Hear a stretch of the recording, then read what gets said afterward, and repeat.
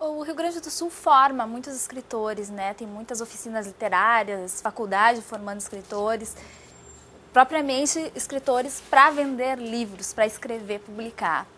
É uma característica do nosso estado ou tu vê isso também se disseminando para outros estados do Brasil? Eu acho que começou aqui. Hoje já tem outros cursos de formação, mas eu acho que quase 30 anos de oficina literária, 30 anos, né? Ele lança 2 oficinas por semestre, né? O professor Assis Brasil. Mas eu acho que são uns 20 anos de oficina literária do Assis Brasil. Oficinas do Charles, vários outros escritores fazendo oficinas de leitura que começam a surgir agora, que eu acho que são mais importantes até. Muita gente procurava oficina literária para ler. Então hoje estão surgindo oficinas específicas de leitura. Aprender a ler. Né? Aprender a ler, né? Criar gosto pela leitura, perceber os mecanismos, né, da leitura. Eu acho que o Rio Grande do Sul é muito pioneiro nesse sentido.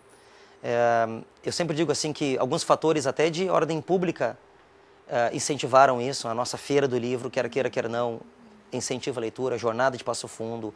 O trabalho que era feito de maneira mais forte antes até pelo Instituto Estadual do Livro. Aqueles cadernos de autores gaúchos que se usava tanto na escola, abria caminho para a literatura local. Eu acho que o Rio Grande do Sul é muito pioneiro nesse sentido. É um estado que produz muito, tem essa ligação forte com o livro. Eu acho que a nossa marca, em termos artísticos, assim, hoje dá para dizer que é a marca da literatura, né? E outros estados passam a copiar algumas coisas nossas, né? Projetos de autor presente, do autor na sala de aula, isso já começa a espalhar pelo Brasil. Então, e sempre perguntam o que os gaúchos comem, brincam assim, né? O que acontece lá que tanto autor gaúcho surge no cenário. Hoje, assim, o último prêmio Jabuti tinha no romance 4 gaúchos entre 10 para disputar a categoria romance. Ganhou o Moacir Sclier, gaúcho. Então, realmente a gauchada está forte. O Paraná eu vejo muito forte também nesse sentido.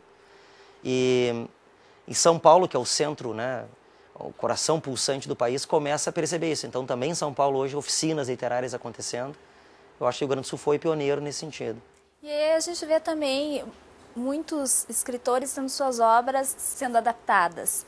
É algo que tu pensa também, seguir por esse caminho? Eu penso e gostaria que fosse como sempre aconteceu, né? Gostaria que algum cineasta um dia abrisse o livro e percebesse, daria um bom filme, daria uma boa peça. Eu acho muito, muito interessante quando a coisa é espontânea, quando parte de uma vontade, não apenas de uma circunstância política, de uma circunstância de patrocínio. Eu aceitaria de qualquer maneira, mas eu que digo assim que adoraria que fosse um projeto espontâneo e por afinidade estética. Sobretudo isso, por afinidade estética seria o projeto que me realizaria assim, em transformar o romance num livro, o romance num filme, numa peça, o que fosse. Afinidade estética para mim seria o primeiro critério. E o que tu está escrevendo aí? O que a gente pode esperar? Para breve ou para não tão breve, né? Para este ano a gente espera lançar uma série de continhos infantis que eu já tinha guardados. Há muito tempo que eu queria me aventurar assim, em escrever para criança. Então seriam 5 ou 6 continhos para criança. Eu tenho um livro de contos inédito, com o título, né, por enquanto, chamado Enquanto Água, que provavelmente seja para 2011. E estou escrevendo um romance inédito, não tenho título ainda. Agora mesmo vinha dirigindo para cá, pensando que tipo de situação está faltando. É um livro ainda que está em construção, sobre identidade. Tu não sabe para quando ainda? Não, esse eu não tenho pressa alguma, mas eu quero discutir essa crise da identidade que nós temos hoje, o jogo da máscara, né? Se passar por outro, se deixar que outro se passe por ti, esse jogo de clonagem intelectual que a gente vem vivendo. Tem muita coisa para ser falada aí, né, André? Vamos mostrar então alguns dos teus livros, né? Dentro do Olho Dentro. Se quiser comentar aí, Altair. Esse é um conto isolado. Foi traduzido para o italiano como Dentro l'occhio dentro e está numa expectativa assim de ser editado, né? Se Choverem Pássaros foi minha segunda coletânea de contos. Eram 8 contos premiados, pintado pelo meu amigo Gerson Reicher, a capa. É a capa que eu mais gosto dos meus livros. Como Simão Esse Ferro é o que inaugurou tudo. Foi o meu primeiro livro, está na 2ª edição. E aqui o último, né? O Último Filho, A Parede no Escuro, o primeiro romance, lançado em 2008 e premiado ano passado. Tá aí as dicas, vale a pena conferir com certeza. E agradeço muito, obrigada pela entrevista.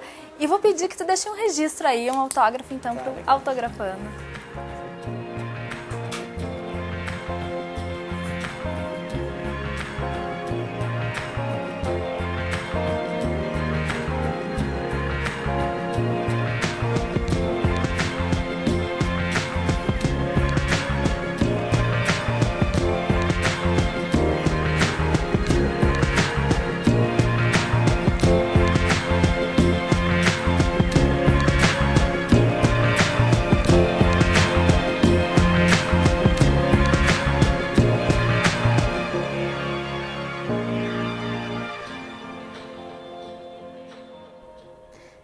Biografando fica por aqui. Você pode conferir o programa também no YouTube. O endereço é youtube.com/tvfevale.